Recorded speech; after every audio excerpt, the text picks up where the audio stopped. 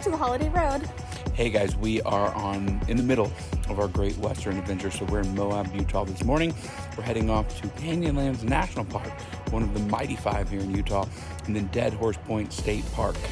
Remember, if you haven't, make sure you're subscribed and following us, because this is in the middle of a series of videos taking us across Colorado, Utah, and Nevada.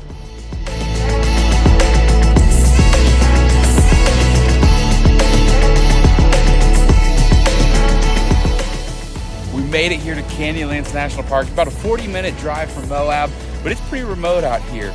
But a beautiful drive in, lots of cool little pull-offs where I was able to get some shots. But we're about to head into the park, and we can see craziness all around us. So Canyonlands is divided into two sections. There's the Needle section of the park, which is south. That is much harder to access unless you have a 4x4 or something like that. And then there's the Island in the Sky section, which is where we're headed right now.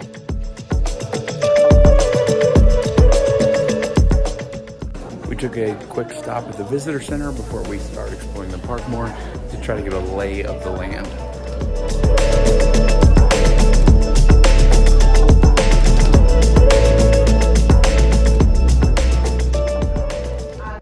This viewpoint here is directly across the street from the visitor center. So literally the easiest walk you could imagine, but it looks like it's going to be pretty spectacular. Look at that. Our first taste into Canyonlands National Park. So it sounds like the number one place to go in the park is the Grand Viewpoint towards the back of the park. So that's probably where we'll head. There's several other viewpoints along the way, a couple other cool things to see.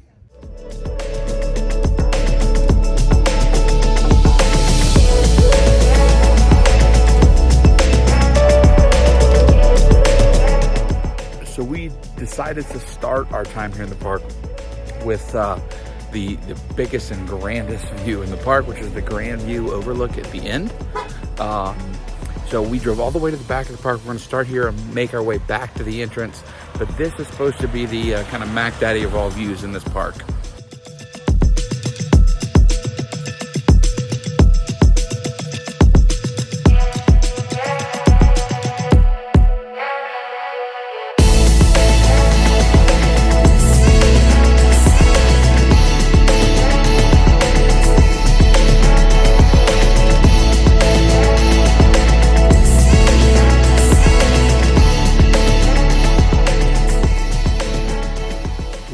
Definitely lives up to its name. This view is absolutely grand.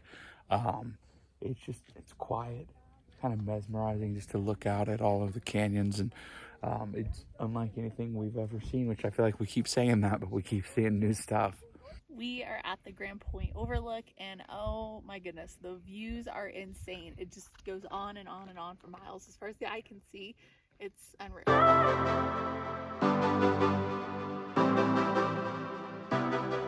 Second overlook stop today. This is the Orange Cliffs overlook. It's a very short distance from the Grand Overlook, but it gives a different side of the canyon, and it lives up to its name. Awful orange and red over here.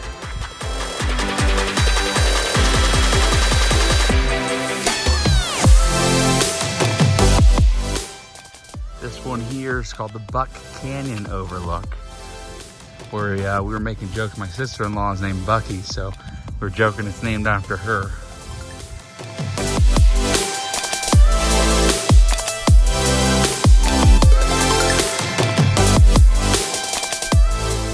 Honestly, I think the Buck Creek Overlook might be better than even the Grand Overlook. I mean, so many reds, and there's nobody at the stop, so it's a little bit more secluded. Really, really awesome.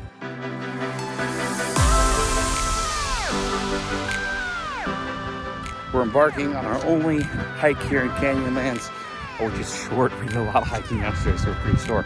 There's a half-mile loop to the Mesa Arch.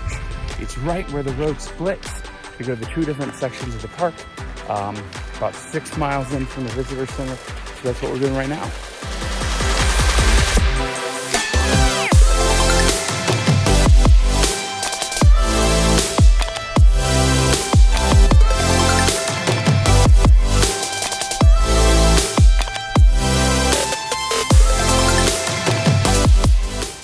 That was an amazing hike, absolutely worth it to see the Mesa Arch. It was beautiful, but I do think that's going to end things at our short time in Canyonlands National Park. Now, about 3 miles outside the entrance of Canyonlands is a road to go to Dead Horse Point, which is a famous state park here, and magnificent view of the Colorado River. So that's where we're gonna head next. So we always say get to national parks early. We got in around 9, which is a little late for us, but we're leaving around 11, and look at this line to get in. That is over a 30-minute wait just to get into the park, and Canyonlands isn't even that popular park. So right here, this truck is the 30-minute line. So even past that, so I'm guessing you're probably talking 40 minutes to get into the park at this point. So always get in early.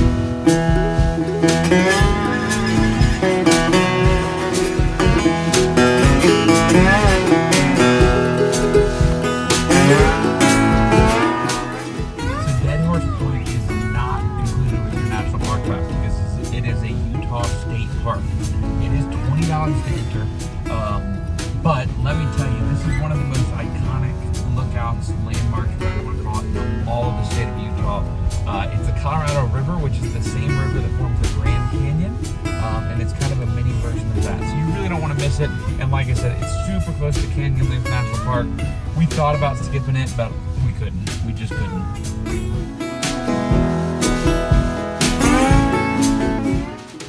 Facilities here are super nice as well. They got a really nice visitor center, very nice bathrooms. Honestly, the facilities here are much better than the national parks.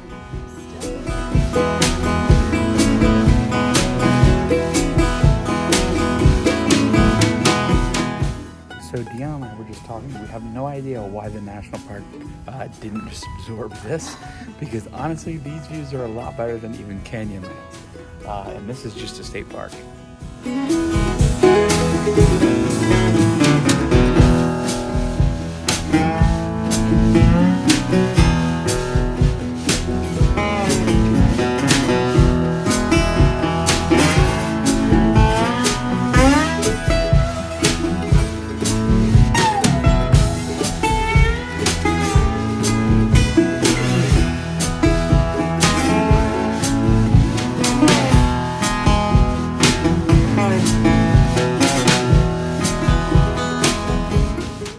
So I think we both agree, in our opinion, this is quite a bit better than Canyonlands National Park.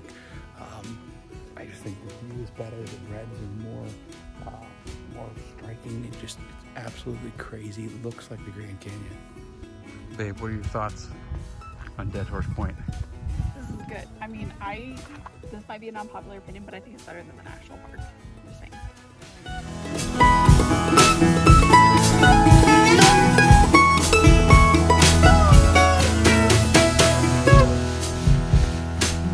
That's going to be a wrap for our time in Canyonlands National Park and Dead Horse Point State Park. But remember, make sure you're following this channel because we have many more exciting places to go out west here. We're about to make our way to some other lesser known Utah landmarks for the day.